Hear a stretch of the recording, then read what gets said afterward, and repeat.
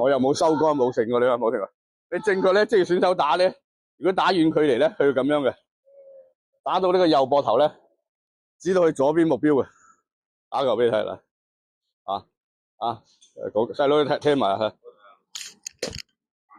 咁啊，明唔明啊？打到咁樣嘅，咁你如果睇比賽，到底佢係咁打咧？比賽你睇佢，即係睇佢咩都可以睇佢嘅。即係而家講完你可以睇比賽啦，因為你知道原來佢係咁樣打，即係佢針對不同地形打，明唔明啊？即係我而家講完啦，你啦另外一種咧就係叫做打punch啊。我先頭咧都有向呢邊收桿啦，係嘛就算我上半身打，但係咧我如果咧你認為你自己就咁樣打，就係向右打，手咁樣揮落嚟，都可以將個波揮出去咧，你就咁打得噶。你球咁打得噶，佢要嘅係咩啊？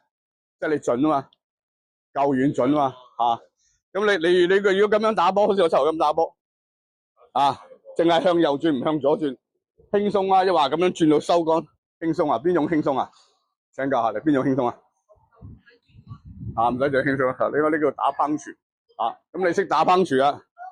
有長春組嗰啲人就咁樣打噶啦，咁佢夠晒科噶啦，你明唔明啊？夠晒科啦，咁佢球咁樣咁慳工噶。你要咁樣打得噶，但係你打好啲，你等陣練波咧，可以交替一下，即係打5個波，全身動，全身喐。點解我叫你全下半身喐咧？即係你習慣咗佢嗰個腳喐下啊嘛，你明唔明？即係你既然嚟運動啦，隻腳係要喐下咯，隻腳要喐下，隻腳要喐下跟住咧，你打5球。腳喐下，應該唔咁講，應該打3球腳喐下，3球腳喐下又得噶，係嘛？又即係交替咁練習，因為你